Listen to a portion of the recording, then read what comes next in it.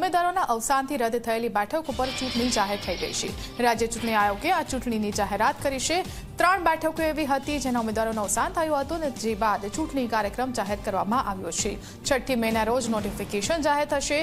11મી મેના રોજ ઉમેદવારી પત્ર ભરવાનો અંતિમ દિવસ છે। 12 મેના રોજ ઉમેદવારી ફોર્મની ચકાસણી, 24 મેના રોજ મતદાન, 26મી મેએ મતગણતરી થશે। વિજયનગર તાલુકા પંચાયતની ચીતરિયા બેઠકની ચૂંટણી છે। ભાજપના ઉમેદવાર લીનાબેન નીનામાનું થયું હતું અવસાન। વધુ વિગતો લઈશું સંવાદદાતા હિતલ પારેખ ફોન લાઈનથી જોડાઈ ગયા છે। હિતલ, 3 બેઠકો માટે ચૂંટણી જાહેર થઈ છે, શું કારણ રહ્યું અને શું છે વિગતો?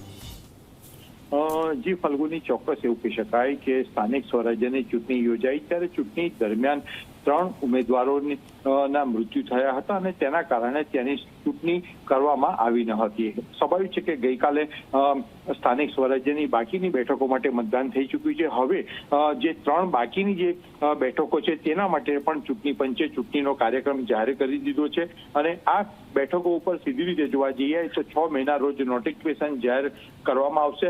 11મી મેથી ઉમેદવારી ફોર્મ ભરવાનો અંતિમ દિવસ હશે અને સીધી રીતે 24મી મેના રોજ મતદાન યોજાશે અને 26મી મેની ગણતરી હાથ ધરાશે। એટલે કે જે 3 બેઠકો બાકી રહી ગઈ હતી ઉમેદવારોના અવસાનના કારણે તેનો કાર્યક્રમ પણ હવે સત્તાવાર રીતે ચૂંટણી પંચે જાહેર કરી દીધો છે। જી ફલ્ગુની। હિતલ, આભાર આપનો માહિતી આપવા બદલ।